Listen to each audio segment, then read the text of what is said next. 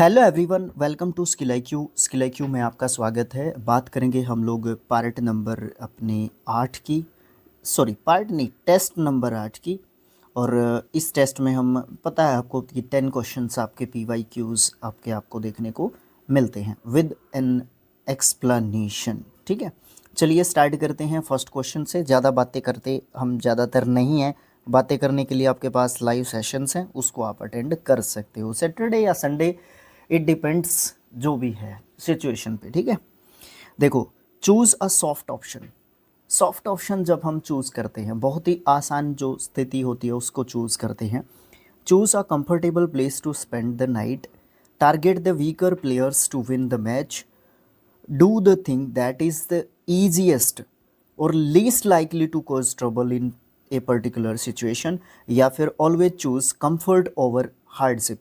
देखो, इसमें 2-3 ऑप्शंस हैं आपके जो आपको टारगेट करते हैं। सीधा सीधा दूसरा ऑप्शन तो हो ही नहीं सकता। इसमें कंफर्टेबल प्लेस की बात की जा रही है नाइट स्पेंड करने के लिए, ये भी नहीं हो सकता। क्लैश इन दोनों के बीच में रहेगा। इसमें देखो क्या है, always choose comfort over hardship, ये तो होता ही है, लेकिन ऑप्शन नंबर सी इसका सही आंसर होगा।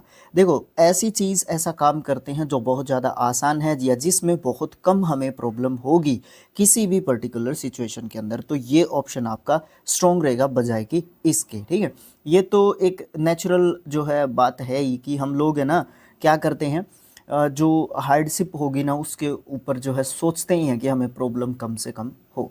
नेक्स्ट है एकिल्स ईल।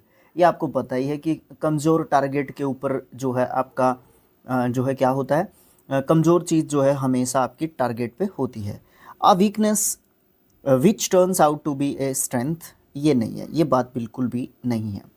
अ वीकनेस और vulnerable point, a strength which eventually becomes your weakness, the point where you have converted your weakness to your strength, ये बात भी नहीं है, ये बात भी नहीं है, ये दोनों सेम सी बात है। इन दोनों में से क्या है वीकनेस पॉइंट, जो कि हमारा वीकनेस या फिर वल्नरेबल पॉइंट है, that point is called in idioms and phrases Achilles heels. ठीक है, यानी कि उसका जो है ना क्या था, वो वीकनेस पॉइंट था। ठीक है, उसका वो क्या था, वीकनेस पॉइंट था, उसका वो कमज़ोर जो तरीके से पॉइंट था। जैसे रावण का वीकनेस पॉइंट था जिसके कारण वो मर पाया। ठीक है, नहीं तो उसको मार नहीं सकते थे श्री राम जी।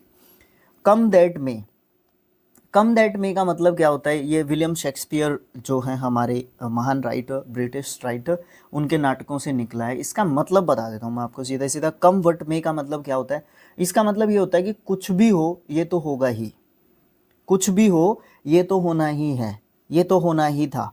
ठीक है, देखो, welcome all visitors with open arms, no matter what happens, ensure all your property from all kinds of losses, willing to become whatever fate has stored for your future। ये नहीं है, ये नहीं है, इन दोनों में से एक है। ensure your property for all kinds of losses, नहीं नहीं नहीं नहीं, ऑप्शन नंबर 2, कुछ भी हो वो तो होना ही है। कमवट में, ये तो होना ही है या ये तो होना ही था। ठीक है, उसके बाद नेक्स्ट क्वेश्चन है, fourth question.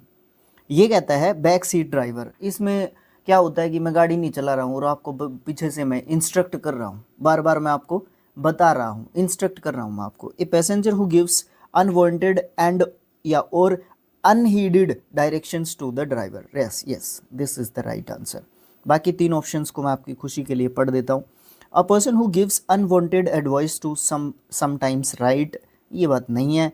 When too many people are controlling a project it is bound to fail, ये बात भी बिल्कुल नहीं है। A person who acts as a remote control taking orders from others, नहीं, ये बात नहीं है, इसका उल्टा बात है।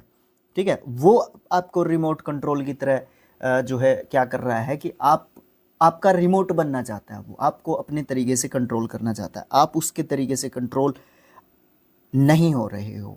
ठीक है, करना चाहता है बट अगला। ठीक है, ये वाली बात यहाँ पे सही हो गई।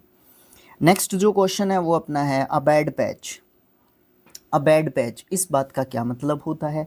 अ बैड पैच, इस बात का मतलब ये होता है अब a pothole road, a medical bandage, a period of difficulty, shoddy repair work, नहीं, यहाँ पे है ना सीधी सीधी बात की जा रही है, ए पीरियड ऑफ डिफ़िकल्टी की, that is called a bad patch, ठीक है, जिसमें जो है आपको क्या है बहुत ज़्यादा परेशानी का सामना करना पड़ता है। A dime a dozen, a dime a dozen 2-3 बार मेरे ख्याल से 200 टॉप 200 में भी मेरे ख्याल से ये था, और वो 1580 1580 जो हमने इडियम्स एंड फ्रेजेस किए हैं उसमें भी मे बी अगर मैं राइट हूँ तो ये था मेरे ख्याल से, ठीक है। देखो अ डाइम अ डजन क्या होता है, अ डाइम अ डजन होता है a very expensive proposition, something which appears cheap but will prove expensive in the long run, ये होता है। या फिर something which appears attractive but has zero value, ये हो सकता है। या वेरी कॉमन और ऑफ पर्टिकुलर नो वैल्यू, हाँ ये सही है। अ डाइम अ डजन मतलब जो ऊंची दुकान होती है, फीका पकवान वाली बात यहाँ पे आपको देखने को मिलती है अ डाइम अ डजन में।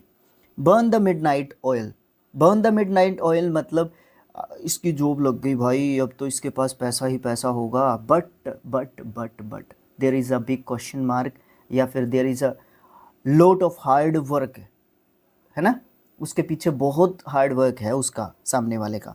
तो उसने जो है क्या किया है, बर्न द मिडनाइट ऑयल किया है, मतलब उसने रात रात भर जो है क्या किया है, हार्ड वर्क किया है, बहुत ज़्यादा लेट नाइट तक वो क्या करता था, मेहनत करता था। To live a life of hardship में भी कहीं ना कहीं सही हो सकता है। To waste away resources what could have helped in difficult times में भी हो सकता है। Procrastinate and then work at the last minute to finish the task, नहीं नहीं नहीं नहीं नहीं नहीं नहीं नहीं नहीं, पास भी नहीं है ये बात तो। Read and work late into the night, yes ये सही बात है।